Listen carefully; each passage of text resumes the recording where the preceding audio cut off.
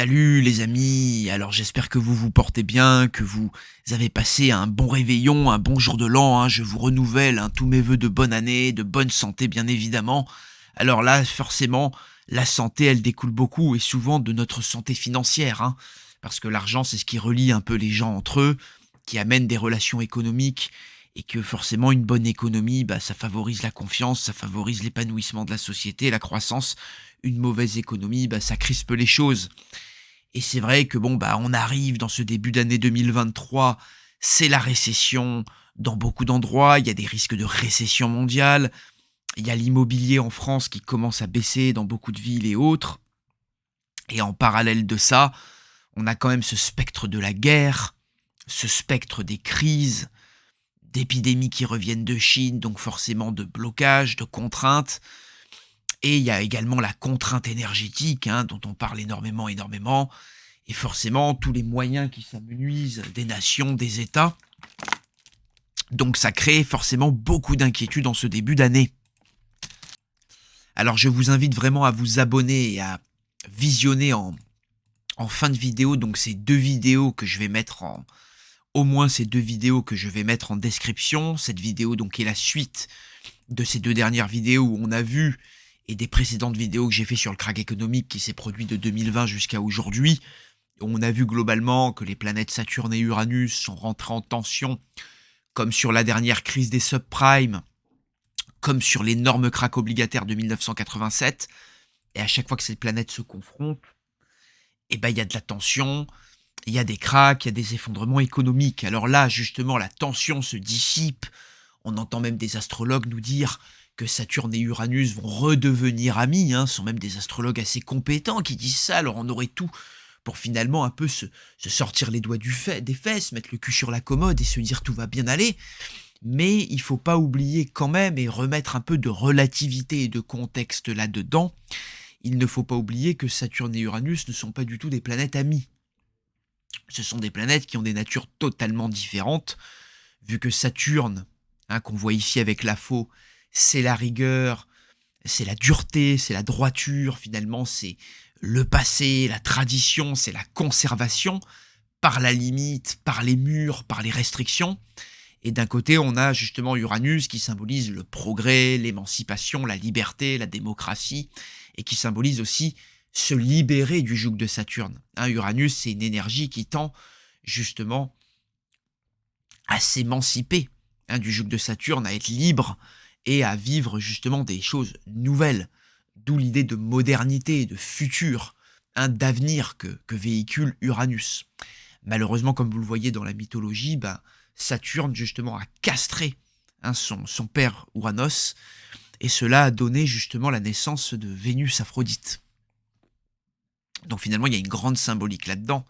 Quand on arrive, on peut créer quelque chose de très beau, justement, des fois en castrant un peu sa liberté, en mettant des restrictions à sa liberté, en mettant des barrières, parce que sinon, finalement, on sait qu'Uranus, c'est une planète qui a des tendances catastrophiques dans le sens où trop de liberté, des fois trop d'originalité, trop de modernisme, trop de je m'en fous des règles, finalement peut mener à de la marginalité, voire dans les pires des cas, à de la catastrophe et des grosses inconstances, des irrégularités, ce que Saturne tend à cadrer. Saturne, c'est une planète régulière, constante, petit à petit, lentement mais sûrement, et qui tend à développer effectivement les idées morales de patience, de prendre son temps, de sûreté, de ne pas prendre de risques, et de surtout mesurer, d'être surtout régulier. Et chose que Uranus a particulièrement du mal à le faire, et on le voit avec le signe du Verseau, qui est très sinusoïdal, qui est en analogie justement à la planète Uranus. Alors on entend beaucoup justement des astrologues nous dire attention, pas attention, mais super, youpi, sortons faire la fête avec les bisounours, Saturne et Uranus vont redevenir amis. Alors je vous ai prouvé déjà de par la mythologie que ces planètes ne sont pas du tout amies, elles n'ont rien d'amis. Et c'est vrai qu'on pourrait se dire quelque part, Fabien, arrête d'être négatif, ça va aller super bien, les choses vont bien se passer, les planètes ne sont plus en carré. On a eu le carré qui s'est ouvert, comme on l'a vu dans ces vidéos, je reviens vraiment là-dessus en détail. Je vous invite à les voir, l'astrologie c'est quelque chose de complexe, l'astrologie mondiale, mais je pense qu'en regardant ces vidéos, vous en apprendrez énormément.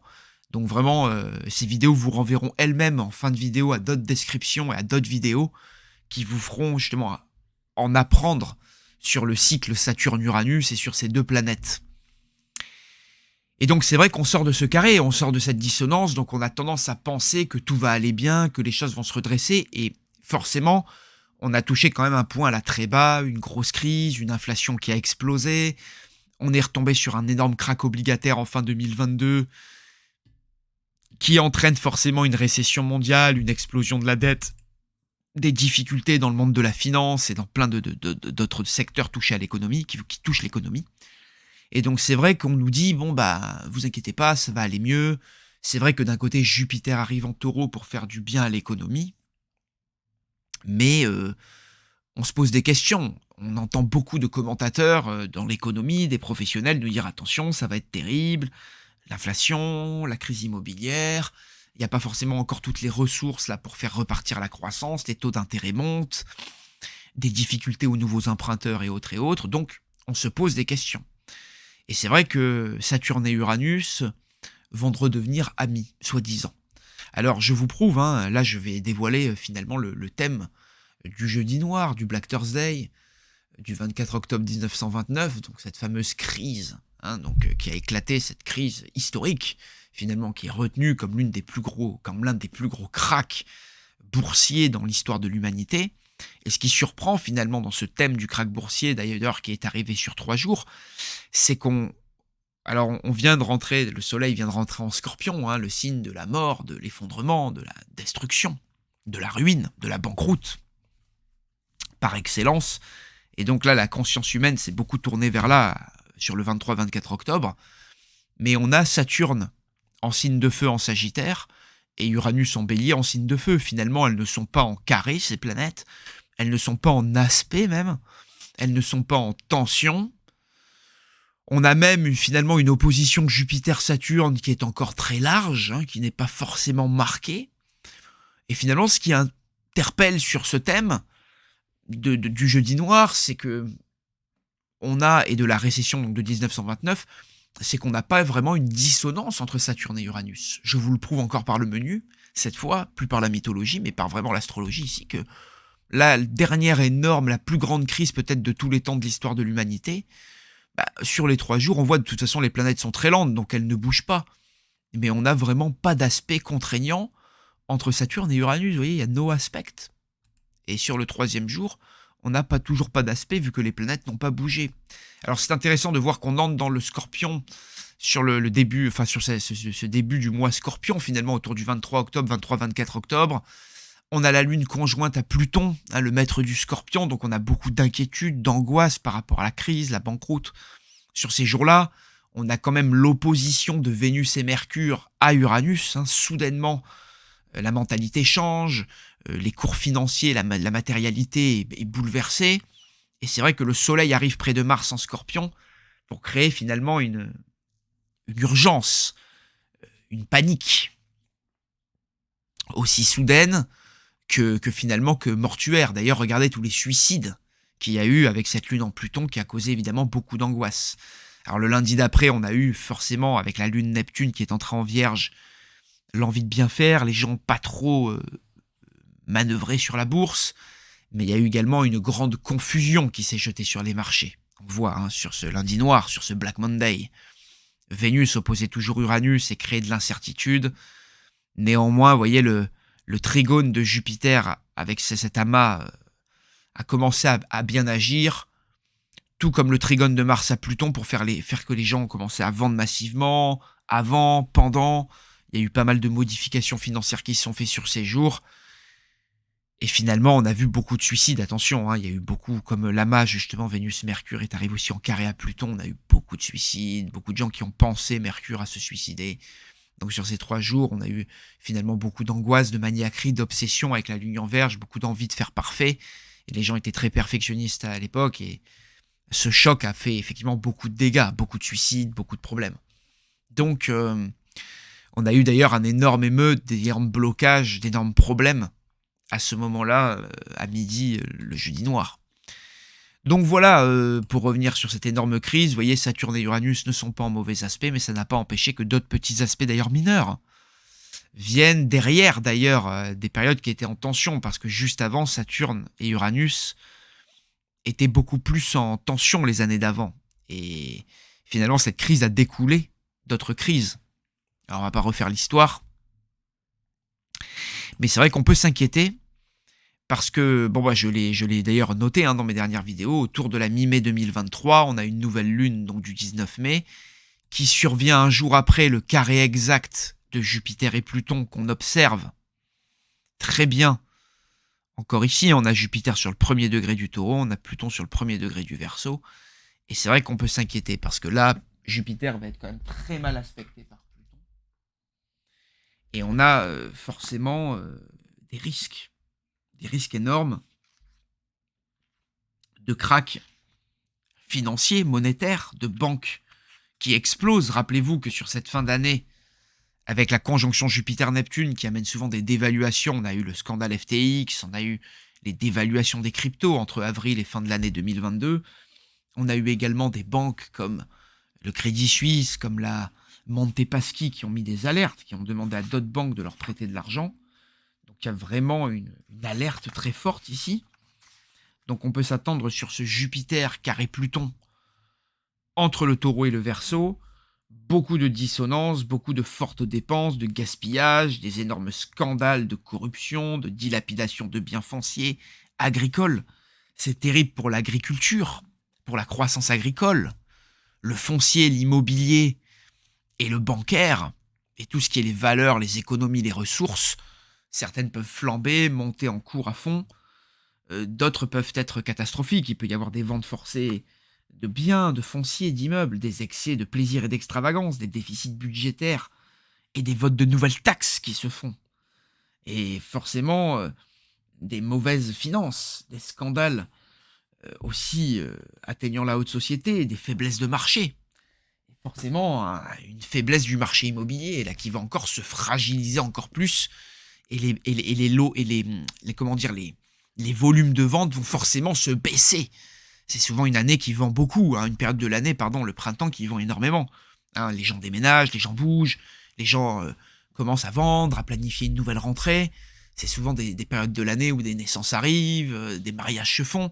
Donc, on a des changements de vie là très forts. Là, cette année, peut-être que mondialement, on va voir des énormes crises. On voit en Chine qu'il y a une énorme crise financière qui se dessine.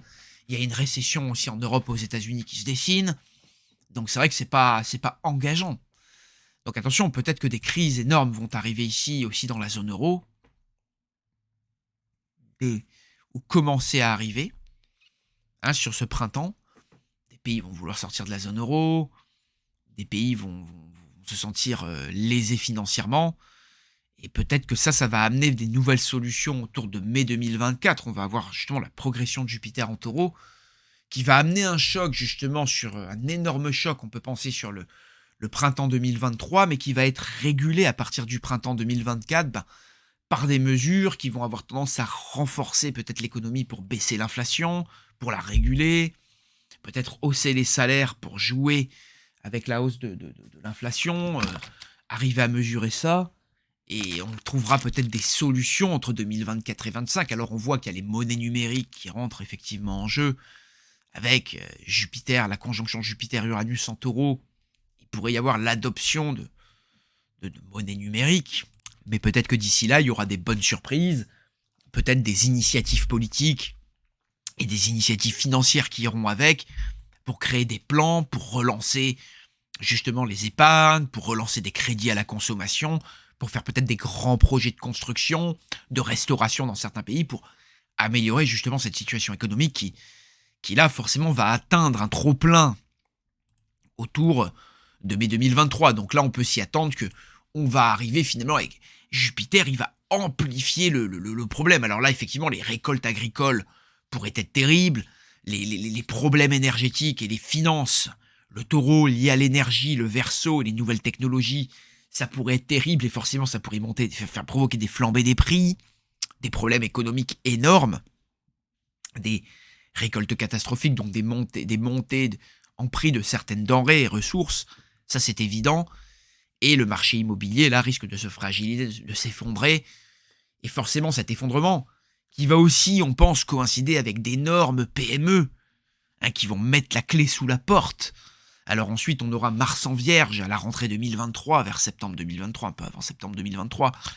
On aura Mars en Capricorne sur décembre 2023 et janvier 2024, qui vont forcément amener d'énormes changements dans le monde du travail, dans la société, et qui vont nous permettre peut-être d'améliorer les choses, parce que bon, et forcément, beaucoup de sociétés vont rester sur le carreau, beaucoup d'entreprises zombies vont exploser autour de ces périodes, on va dire entre mai 2023 et le début 2024, et à partir de mai 2024, on sent que l'économie a une possibilité, en tout cas qu'un nouveau souffle peut-être, qu'on puisse en tout cas repartir sur des nouvelles bases, de nouveaux projets, de nouvelles ambitions. Économiquement parlant, en tout cas c'est tout le mal qu'on nous souhaite pour que forcément les baisses qu'il y a eu entre finalement le début du printemps, enfin le milieu du printemps 2023 et ce début d'année 2023, le début du printemps, parce que là il y a des baisses qui sont en train d'arriver, les fermetures d'entreprises, les cracks économiques, les banques qui ferment, ça va un peu assainir cette économie pourrie qu'on a mondialement, et forcément créer des nouvelles opportunités, créer des nouveaux départs, on le souhaite, et créer des nouvelles solutions justement pour que entre 2024 et 2026, forcément le ciel va commencer à un peu plus s'harmoniser, et peut-être on va essayer de trouver une solution. Alors effectivement, là encore, Saturne et Uranus s'harmonisent sur le printemps et l'été 2024, un peu par la suite. Il faudra voir ce que ça donne. On sait que forcément, dans le sens toujours de l'astrologie, on a quand même, n'oublions pas, Saturne en Poisson, donc de mars 2023 à février 2026. Alors il y aura une petite incursion où il va arriver en Bélier de mai à septembre de 2025. Mais c'est vrai que globalement, Saturne en Poisson, on le sait, c'est désastreux pour les mines, l'agriculture, le crédit, la finance. C'est la recrudescence de vices, de misère. Vous voyez, c'est la débâcle politique, le mécontentement et mise en vedette des parias, des classes inférieures de la société, nihilisme, bolchevisme, appauvrissement général, spoliation, confiscation, un délabrement des immeubles, inondation, raz-de-marée. Donc attention, sur ces périodes-là, on est vraiment là en plein dedans. Là, on voit que ça va être très dur. Donc il faut s'attendre dans certains pays, dans certaines situations, d'autant plus que Saturne, entre 2024 et 2025, il arrive vraiment en conflit avec Jupiter sur le plan mondial. Donc Jupiter, qui rentre très fortement en conflit, on le voit avec Pluton là sur sa rentrée sur mai 2023. Ensuite, le pauvre Jupiter, il va rentrer en Gémeaux et il va vraiment à partir du printemps 2024, on va dire là, c'est possible que les choses s'aggravent quand même, parce que il va se mettre en dissonance à Saturne en Poisson, et on voit que d'autres auteurs, il n'y a pas que moi, franchement, nous montrent que voilà, il y a beaucoup de pessimisme, de fatalisme dans la politique, il y a beaucoup de problèmes, voilà, de criminalité qui augmente, de choses difficiles qui augmentent, et on sait que tout ça se fait dans des contextes, on va dire, économiques qui sont pas bons. Voilà.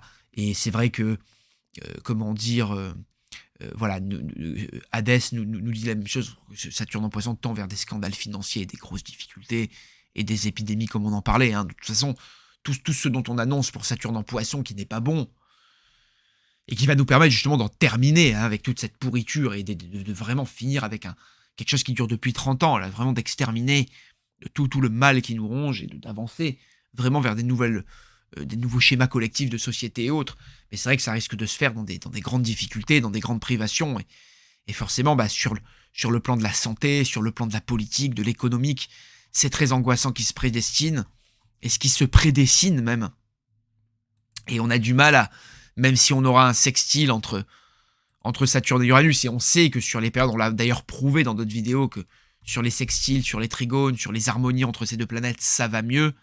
Attention quand même, parce que d'autres aspects tendent à dire que ça va mieux, il y aura forcément des nouvelles promesses, il y aura toujours un progrès, un modernisme qui va continuer, le monde va continuer de tourner, c'est évident, mais attention avec des crises de santé qui peuvent venir, avec de plus en plus de populations qui peuvent mourir, de sachants qui peuvent mourir, avec les problèmes migratoires, économiques qu'on a déjà, avec les problèmes énergétiques qui s'annoncent, la guerre.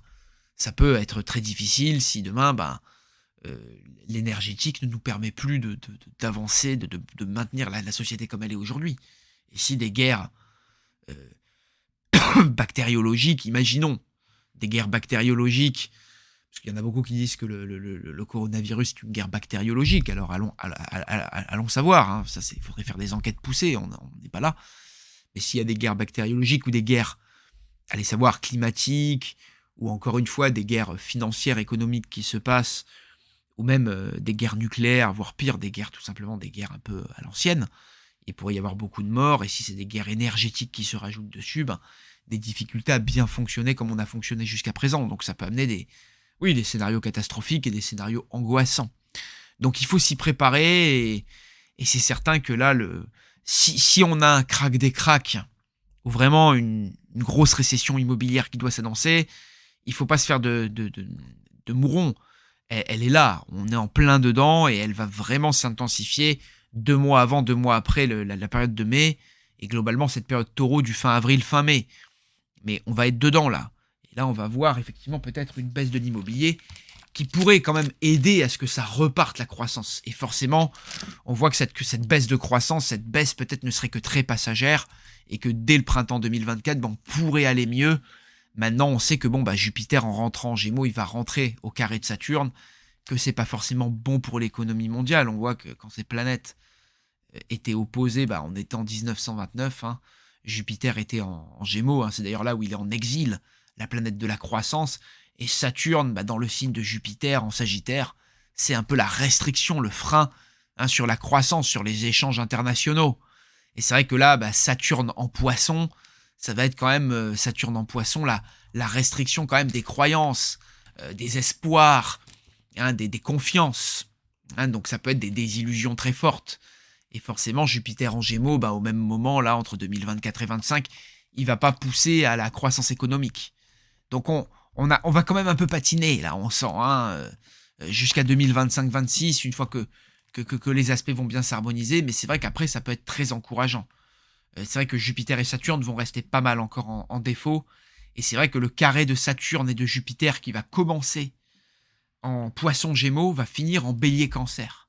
C'est vrai que le signe du Cancer, on retombe sur le home, le foyer, l'immobilier, hein, qui est aussi très propre au Taureau. Hein, les signes du Taureau et du Cancer, c'est les signes qui correspondent à la maison, à l'immobilier, à tous ces domaines-là.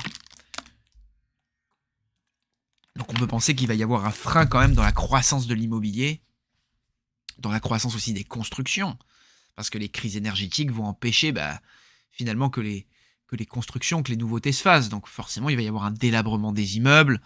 Avec Saturne en Poisson, on voit qu'il peut être parfaitement annoncé. Et ça peut être aussi quelque chose que Asselineau a avancé depuis longtemps. Donc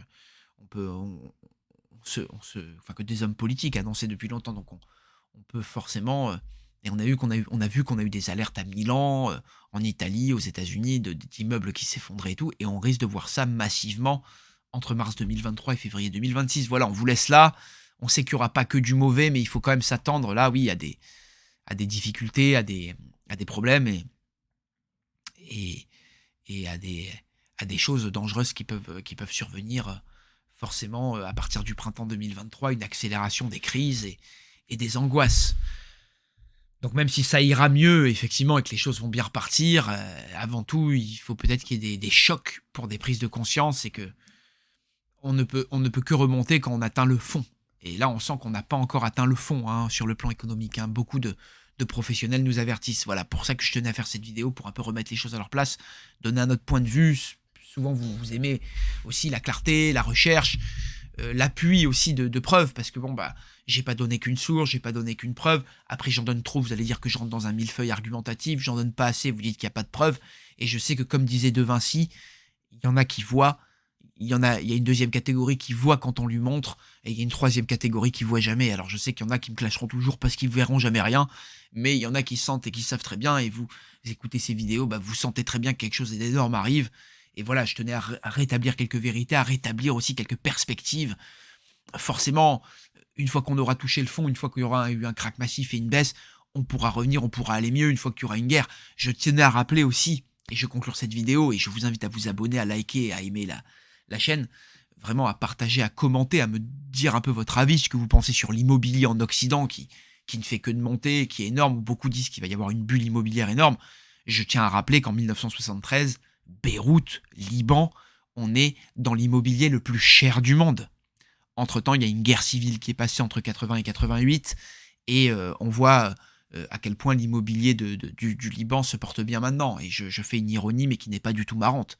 On voit à quel point la situation est catastrophique dans ce pays et que ce qui était hier un pays florissant, 50 ans après, c'est dramatique. Donc attention à toutes celles et ceux, parce qu'on sait que bon, bah, les Français, mais aussi beaucoup d'Occidentaux, se sont massivement endettés dans la propriété immobilière en voyant l'immobilier comme une ressource sûre, comme un Eldorado, un paradis. On voit qu'il y a beaucoup de délabrement dans l'ancien, forcément de crises énergétiques aussi qui s'additionnent à ça, la guerre qui pourrait faire dévaluer beaucoup d'endroits dans le monde si Poutine demain bah, arrive en Pologne, il passe très vite en Allemagne, en Suisse et en France. C'est quand même ce qui est prédit par beaucoup de gens dans l'Église catholique. Beaucoup, alors je ne les ai pas forcément dans mon cœur, mais beaucoup de prédictions catholiques se recroisent avec des prédictions aussi de Nostradamus apparemment. Il y a également des prédictions des rabbins de Jérusalem, donc des prédictions quand même judaïques très fortes qui disent que Poutine va arriver en Allemagne, que Poutine va passer la Pologne et tout. Donc bon, dans ces contextes-là, dans ces éventualités-là, forcément, bah, l'immobilier qui est aujourd'hui très haut en 2020-22, qui commence à peine à se faire un peu grignoter, pourrait forcément s'effondrer. Hein. Si vous avez, on peut penser aussi à s'il y a une période avec des épidémies plus fortes que le Covid qui viennent frapper, voire des guerres et autres qui provoquent des générations entières qui peuvent mourir ou être décimées, et même tout simplement des risques dans les soins. Parce qu'on sait qu'il y a un ralentissement Saturne dans tout ce qui est soins poissons, et donc forcément, ça peut être très très grave sur le plan de gens qui vivent sur Terre, donc forcément sur les prix de l'immobilier. Il y aura peut-être beaucoup moins de demandes, beaucoup moins de crédits possibles à faire, beaucoup moins de gens qui travaillent. Donc forcément, ça risque d'être très très difficile et nous tenions bah, voilà, à rétablir un peu quelques perspectives, notre point de vue, qui n'est pas forcément la vérité, mais peut-être une part de vérité, une part de perception. Donc on tenait voilà, à le mettre en perspective. N'hésitez pas à nous dire ce que vous pensez, ce que vous voyez là-dessus, ce que vous envisagez. Et n'hésitez pas bah, à cliquer, à commenter, là, à cliquer, liker, commenter, vous abonner s'il vous plaît, à partager vraiment, à en parler du travail et à revisionner s'il vous plaît bah, ces 2 dernières vidéos qui sont excellentes. Et si sur le plan financier, bah, ça va bien pour vous, tant mieux, c'est tout le mal qu'on vous souhaite. Et si vous allez bien, bah, n'hésitez pas à nous envoyer un petit coup de main en nous achetant un livre, en nous soutenant. Vraiment, voilà, c'est toujours bah, apprécié. Et c'est très très sympa de votre part et ben justement portez-vous bien, c'est aussi les périodes d'effondrement, bah, des périodes où il va y avoir des opportunités, hein. Ça faut quand même le rappeler que si des gens, bah, ont beaucoup travaillé, ont mis de côté, ont réussi à bâtir un patrimoine, ont des acquis, ont un travail qui fonctionne, une entreprise qui fonctionne, bah, là c'est quand même le moment où il peut justement y avoir des baisses un peu spectaculaires dans certains endroits du monde, et où on peut peut-être bénéficier, bah, de vraies, opportunités parce que des gens vont se retrouver, bah, forcément le malheur des uns parfois fait le bonheur des autres. Alors c'est pas forcément ce qu'on souhaite, hein, mais c'est des choses qui peuvent se présenter. Il peut y avoir aussi les boomers, hein, il y a eu un baby boom dans les années, on va dire 45-50. Là, il pourrait y avoir un dev boom assez calculable hein, autour des années 2025 et de Saturne en Poisson, donc beaucoup de populations dans l'Occident, surtout qui prennent faim et autres.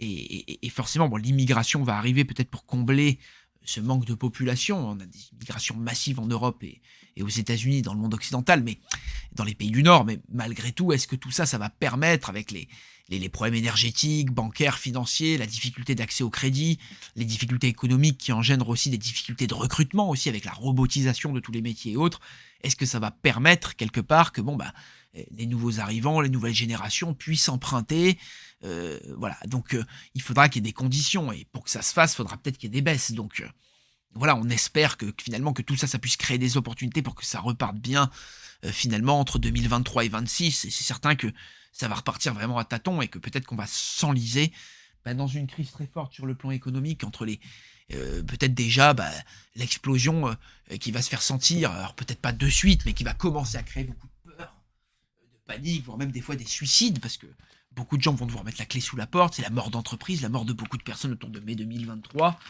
mais ensuite, forcément, bah, on a la progression à partir du printemps et de l'été 2024 de Jupiter en Gémeaux, là, qui rentre au carré de Saturne. Là, vous voyez, là, on va rentrer dans le premier carré autour de août 2024. Alors, il faut toujours compter 2 mois avant, 2 mois après, quand les colosses du ciel, finalement se rencontrent. Et il y a une deuxième rencontre, voilà, qui va se faire, là sur, décembre 2024. Donc on voit que l'année 2024, elle est pas bonne sur le plan économique et sur le plan de la croissance avec le carré Jupiter-Saturne. Dans le Gémeaux, Jupiter et Saturne lui sera en Poisson. Donc c'est forcément là, des blocus, des restrictions, comment dire, des embargos, des difficultés d'échanges entre nations, entre pays, entre le global. Donc la mondialisation va prendre un peu du plomb dans l'aile. Et derrière, on a quand même ce carré terrible, parce que Jupiter va rentrer en Cancer, et il sera au carré de Saturne. Alors là, on est vraiment sur le mois de juin 2025. Donc là, vous voyez, là, on a vraiment l'effondrement immobilier qui peut toucher sa fin. Donc forcément, on va toucher vraiment un fond, là, entre le printemps 2023, l'été 2024, la fin de l'année 2024, mais surtout juin 2025, l'été 2025, et finalement, entre le printemps 2023 et l'été 2025, il y a quand même un effondrement des valeurs immobilières qui doit se dessiner en Occident, c'est une évidence, et même un peu de partout dans le monde. Tout ce qui a été surcoté, surbulé va exploser, et on peut y avoir un énorme crack des cracks qui se fait, et si ça doit arriver, c'est là les amis. Si ça doit se passer, c'est le crack des cracks, c'est l'annihilation du système, c'est le grand reset dont on nous parle depuis si longtemps. Il est là. Si finalement les autres astrologues, poteaux avec les bisounours, avaient raison, et que finalement c'est pas si grave, on passera ces périodes beaucoup mieux que les autres. J'ai du mal cependant à y croire, et l'histoire le confirme. On a vu qu'il fallait pas forcément des carrés et des dissonances entre Saturne et Uranus pour faire des explosions, des suicides, des gros cracks. Et là, finalement, le problème entre Jupiter et Saturne a été vu dans la crise de 1929, parce qu'à cette période, même si l'opposition n'est pas nette sur octobre 1929, on a une opposition sur les années autour de ça. Sur l'année de 1929, il y a une opposition entre ces planètes, et entre 1928 et 1930, en tout cas, elle est là, quoi. Les deux planètes sont dans des signes opposés. Et on l'a vu, c'est pas bon pour Jupiter de recevoir Saturne, vu que c'est le signe de Jupiter. Et Jupiter, il est à l'opposé de son signe, on va dire favori, le Sagittaire en Gémeaux, dans les Gémeaux. Donc là, cette période était vraiment néfaste pour la croissance mondiale et a provoqué un arrêt forcé. Et on voit que les années qui arrivent, là, sont pas forcément meilleures. Voilà, donc je tiens quand même à rétablir un peu de vérité historique, de perspective de ma part, d'avis. On verra qui aura raison au final, si ces astrologues-là ou si c'est moi qui ai eu tort. Et on se tient au courant. Voilà, je pense que je laisse les 2 vidéos vraiment en description. Je veux pas vous noyer dans les vidéos. Je vous invite à liker, à commenter, à vous abonner à la chaîne. Et si vous ne l'avez pas encore fait, voilà, vous procurez un petit livre, surtout celui de Georges Antares, par exemple. Si vous ne l'avez pas encore fait, vous allez vous régaler. C'est un super livre, voilà, moi qui m'a permis rapidement de progresser en astrologie. Donc je vous le conseille, si vous aimez un peu tous les domaines de l'astrologie qui sont un peu abordés, les applications concrètes, l'amour, la religion, voilà, comment étudier un thème, comment percevoir des indices dans le thème, comment se servir de l'astrologie dans le jeu, dans la chance, dans les prédictions mondiales évidemment. Les prédictions mondiales, on en parle beaucoup dans ce livre de Volgin aussi, qui est préfacé d'ailleurs par Georges Antares, super livre, je vous le recommande. Et si vous avez envie un peu de pousser la technique, il y a le livre de Paul Chouassenard, et surtout le livre de Ptolémée aussi, où on en apprend beaucoup historiquement sur les protestants, leur fascination envers l'astrologie et Ptolémée, sur Charles V aussi, qui était un roi français d'ailleurs très intéressant, dont on parlera si on a le temps, une vidéo sur Charles V, qui était l'un des rois, un roi comme on n'en fait plus, comme des gens ont cité, et surtout qui s'est beaucoup servi de l'astrologie pour récupérer de nombreuses possessions que la France avait perdues pendant la guerre de 100 ans. Alors je vous invite à vos recherches personnelles, mais vraiment si vous voulez en apprendre, voilà, il y a le livre de Ptolémée qui peut un peu vous aider, qui peut bien moderniser, une version un peu remodernisée qui peut vous aider là-dessus. Voilà les amis, prenez soin de vous, portez-vous bien, je vous embrasse et je vous dis à très bientôt.